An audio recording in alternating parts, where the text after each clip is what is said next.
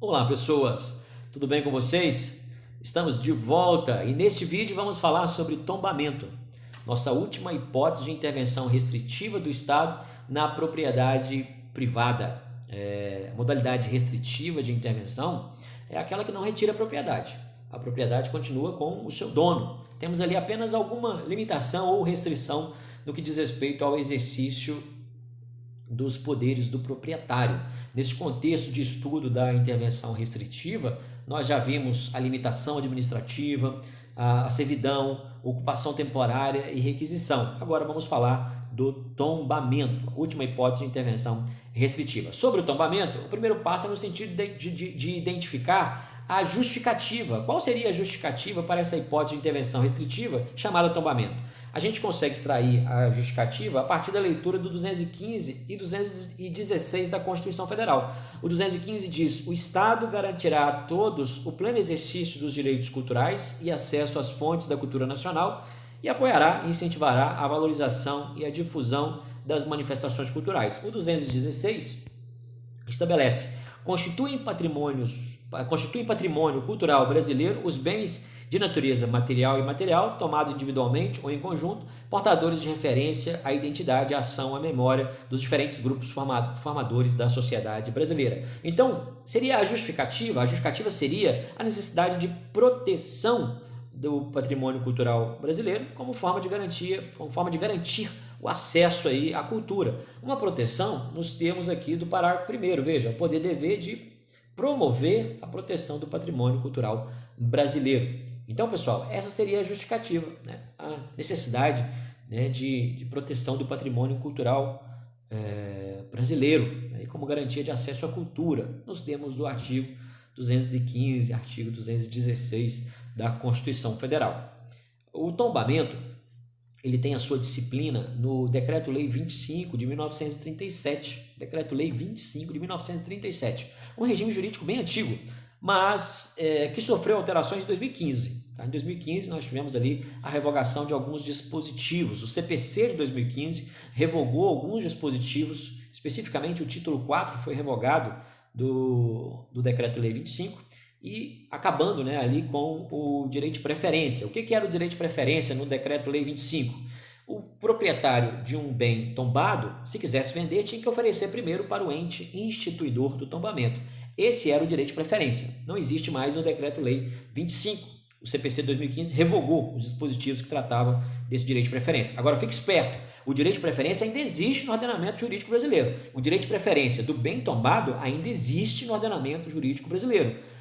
Se eu estiver discutindo a alienação ou leilão de um bem tombado no contexto de uma ação judicial, ainda existe o direito de preferência. O CPC traz o direito de preferência se a discussão for uma discussão judicial, né? Se a discussão da alienação e do leilão for judicial, aí eu tenho a figura sim do direito de preferência. Então não foi extinto do ordenamento jurídico brasileiro. Não existe mais um Decreto-Lei 25. Fique esperto com isso, tá?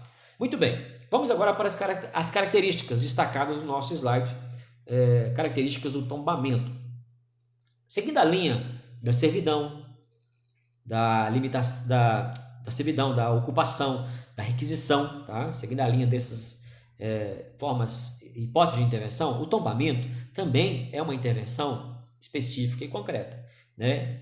Servidão, ocupação, requisição e tombamento são formas de intervenção específica e concreta. Só a limitação administrativa é geral e abstrata. Então, a limitação administrativa é geral e abstrata. Agora, servidão, ocupação, requisição e tombamento são hipóteses de intervenção restritiva que têm essa natureza específica e concreta. E você já sabe, dizer que o tombamento é específico é dizer que ele está direcionado para um patrimônio certo determinado. Dizer que o tombamento ele é concreto é porque ele trata de uma situação real ali que gera efeito no mundo jurídico. É possível falar em indenização desde que haja ali a demonstração de dano. Havendo dano, sim, é possível falar em indenização. E aí o particular teria que demonstrar ali um dano excepcional. E você já sabe, no contexto de intervenção específica e concreta, é mais fácil demonstrar a existência de dano. Caso ocorra o dano, é mais fácil demonstrar. Tá? Qual o caráter da propriedade seria atingido a partir dessa hipótese de intervenção chamada tombamento? Caráter absoluto, porque a partir do tombamento, o particular não pode mais fazer o que ele quer com o seu bem. Lembre-se que o particular, né, à luz do caráter absoluto, ele pode fazer o que ele quiser com o bem, vender, reformar, destruir, alterar, pode fazer o que ele quiser. Mas, dada a natureza jurídica dessa forma de intervenção e a sua finalidade de proteção, não poderia. E aí o caráter atingido seria o caráter absoluto. Você sabe que a propriedade tem um caráter perpétuo, um caráter exclusivo e o caráter absoluto. No caso do tombamento, é atingido o caráter absoluto, porque a partir do tombamento, o particular não pode mais fazer o que quer ou o que quiser com o seu bem, né? Ele precisa primeiro, em muitos casos até mesmo, havendo ali um interesse bom por parte de preservação e tal, mesmo ali para fazer qualquer coisa de preservação, ele precisaria de anuência do ente público que instituiu. Então veja que eu restringo muito o caráter absoluto, porque ele não pode mais fazer o que quer, nem sendo uma coisa boa, ele pode fazer sem antes de ter uma anuência por parte do ente público instituidor. Então o caráter absoluto é que ficaria comprometido aí nessa hipótese de intervenção. Qual a finalidade do tombamento? Eu já te adiantei, é a proteção aí do patrimônio cultural, histórico, artístico, paisagístico brasileiro. Então é claro que eu estou trabalhando com uma finalidade em sentido amplo. No caso concreto, o ato de tombamento vai trazer ali a especificidade do caso, as características do patrimônio, a sua relação com o contexto histórico, cultural, artístico ou paisagístico brasileiro. No caso vai estar bem especificada e a necessidade de proteção.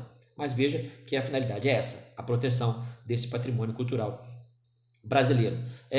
Quais seriam os bens que poderiam ser aí atingidos, né, alcançados por essa hipótese de intervenção restritiva chamada tombamento? Bens móveis e bens imóveis. Nos termos do artigo 216, você viu, inclusive, bens imateriais, né, aqueles que, do ponto de vista da sua substância, são intangíveis, né? Então, bens imateriais, a exemplo de ofícios e estilos musicais, como são os exemplos que o professor trouxe para você. O professor, inclusive, postou lá no portal, no nosso ambiente AVA, tem lá vídeos sobre o ofício das paneleiras em Goiabeiras e também o jongo do Sudeste.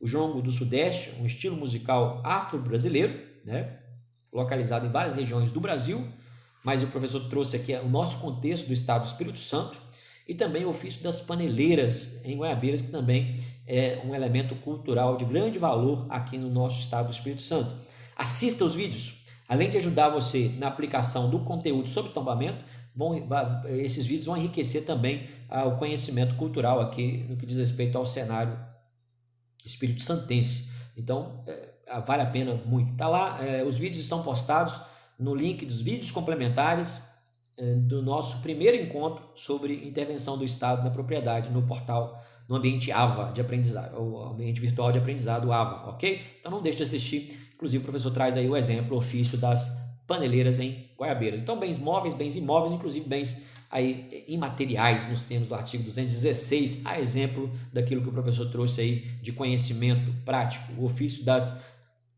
paneleiras em Goiabeiras e o jongo do Sudeste. Assista lá. O efeito, qual é o efeito? O efeito é ex nunc, porque não retroage, né? As obrigações que vão ser geradas a partir do tombamento geram efeito para frente, é do ato para frente, não são obrigações que poderiam retroagir, sob pena de violar, sob pena de trazer uma insegurança jurídica, né? Então o efeito é ex nunc, nunca ex nunc, não retroage, os efeitos do tombamento não retroagem, ok? É dali para frente, é da sua instituição para frente. Para concluir, aí as considerações finais. Eu estou diante de um ato unilateral, o tombamento ele é um ato unilateral, impondo ali a vontade do poder público, né? Não depende da manifestação de vontade do particular proprietário, né? Pouco me importa se o particular concorda ou não, a proteção vai acontecer, a imposição do tombamento vai acontecer, porque é um ato de império, supremacia do interesse público sobre o interesse privado, objetivando ali a proteção do patrimônio cultural brasileiro, como nós já vimos no 215 e 216 da Constituição Federal. A competência. Pessoal, a competência para o exercício desse poder-dever de proteção do patrimônio cultural é uma competência comum. Artigo 23 da Constituição Federal traz para nós a competência comum. União, Estados, DF, município possuem essa prerrogativa, esse poder-dever de proteger o patrimônio cultural brasileiro. Então, todos os entes federativos possuem. Em relação aos municípios, o artigo 30 da Constituição Federal reforça a sua competência de proteção do patrimônio cultural no que diz respeito ao interesse local. Tá? Então, competência comum. Agora, é possível que no exercício dessa competência comum possa surgir algum conflito, né? pontualmente. Então veja até mesmo o direito de preferência. Pense aí que estou discutindo judicialmente ali a alienação de um bem que foi tombado pela União e pelo Estado, né? Quem teria o direito de preferência no primeiro momento? Sim, porque como eu estou falando de competência comum, um bem pode ser tombado mais de uma vez e por mais de um ente federativo, né? Tombado mais de uma vez por mais de um ente federativo, melhor dizendo. Então, é dizer que o mesmo bem pode ser tombado pela União, pelo Estado e por um município. Então, teria ali uma tripla proteção, uma proteção tripla em relação a esse bem, garantindo ainda mais aí a finalidade prevista, extraída do 215 e 216 da Constituição Federal. Então, a União, o Estado e o município ali protegendo esse bem, instituindo tombamento, proteções, obrigações de fazer, de não fazer em relação a esse proprietário, dado o relevante valor cultural, histórico, paisagístico ou artístico desse bem. Então, poderia ser tombado mais de uma vez por mais de um ente federativo. Aí imagine que, porque eu estou falando de competência comum, aí imagine que haja conflito, aí como é que eu resolveria? Preponderância de interesses. Então, a preponderância de interesse. O interesse é mais preponderantemente nacional, regional ou local. A partir daí, a gente conseguiria identificar eventuais conflitos, mas fique com a informação, a competência é comum nos termos do artigo 23 da Constituição Federal, podendo inclusive ser tombado mais de uma vez. A União tomba, o município também poderia tombar, a União tomba, o Estado poderia tombar, o Espírito Santo também, o município também poderia tombar, os três poderiam tombar, tá? Bacana? Então identificamos aí os aspectos sobre a competência.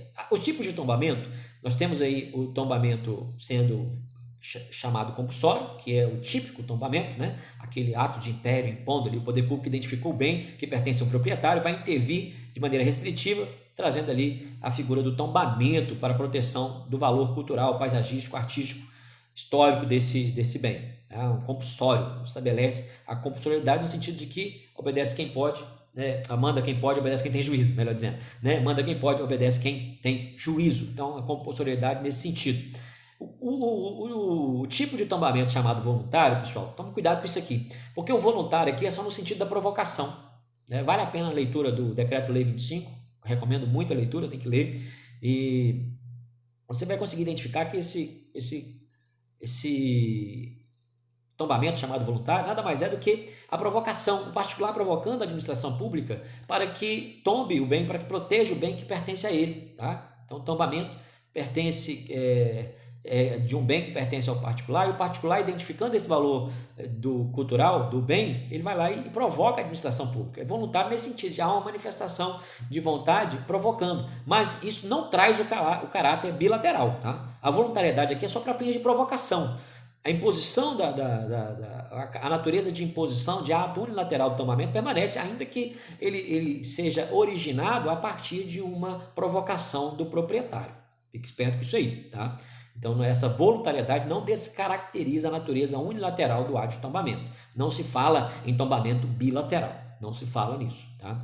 Eu tenho aí a figura do tombamento provisório, que na verdade é apenas uma cautelar, tá? É uma cautelar administrativa. Como o processo de tombamento ele leva algum tempo, né? Existem vários aspectos que precisam ser observados. Digo mais uma vez, leia o Decreto 25 de 1937, e é possível que haja um risco ao perecimento do bem que se pretende proteger. Então, cautelarmente, o poder público dá uma decisão administrativa, né, protegendo ali, trazendo algumas obrigações antecipadas antes da decisão definitiva de tombamento, tá? Então, falar em tombamento provisório não é falar num tombamento no prazo certo, porque o tombamento ele é perpétuo, ele é por tempo indeterminado, tá? Então, eu penso no tombamento com seu caráter permanente. O tombamento, dado a sua natureza, ele é permanente, ele não é transitório. Então, quando eu falo em tombamento provisório, eu não estou falando de tombamento transitório. Tombamento provisório não é tombamento transitório. Tombamento provisório não é tombamento por prazo certo. Tombamento provisório é a medida cautelar para antecipar a proteção até que venha a decisão definitiva, o chamado tombamento definitivo, ok? Então, fique esperto com isso aí. Não se deixe enganar com essa situação, beleza? As obrigações que são geradas a partir do tombamento, são obrigações de fazer, de não fazer e de tolerar. Obrigação de fazer no sentido de cuidar, preservar o bem. A obrigação de não fazer é não alterar, não destruir, né? Ele precisa sempre de consentimento do, bem do poder público instituidor, do ente instituidor, tem que sempre consentir com alterações, com reformas, com preservação, né? As eventuais serviços de preservação têm que passar pelo consentimento do ente público instituidor, né? Veja, caráter absoluto sendo atingido. Eu não posso nem... Tem lá uma casa, foi tombada, eu não posso nem pintar sem antes perguntar ao poder público se eu posso. Então é pensar dessa maneira. Então, obrigações de fazer, não fazer e de tolerar. Tolerar a fiscalização. Vez ou outra o poder público vai lá fiscalizar para saber se está sendo preservado, tudo certinho como tem que ser, entendeu? Então, tolerar também a fiscalização, tolerar as imposições, as obrigações impostas. Então, existem aí esse contexto de obrigação que é gerado a partir do tombamento. Beleza, pessoal? Então, são as informações importantes. Para terminar, uma observação importante: o STF entende que o tombamento pelo Poder Legislativo seria possível, mas só no que diz respeito aí à natureza cautelar do tombamento, né? Seria falar que apenas um tombamento provisório poderia ser feito por lei, porque o definitivo sempre teria que ser por ato do Executivo. Então, importante informação do STF nesse sentido. O Poder Legislativo poderia tombar um bem? Sim, do ponto de vista somente aí, no primeiro momento, que diz respeito a um tombamento provisório, uma natureza cautelar, uma proteção cautelar, né? Então poderia ter uma lei em sentido formal e de efeito concreto, né? Gerando aí a figura do tombamento provisório, mas precisaria de um ato do Poder Executivo, né, para efetivar o caráter permanente, definitivo desse tombamento, ok? Muito bem, pessoal, aí está o nosso tombamento. Repito, nossa última hipótese de intervenção restritiva do Estado na propriedade privada, com todas as suas características, todas não, as características de maior importância estão aí estabelecidas para nós, tanto no material escrito como aqui neste vídeo.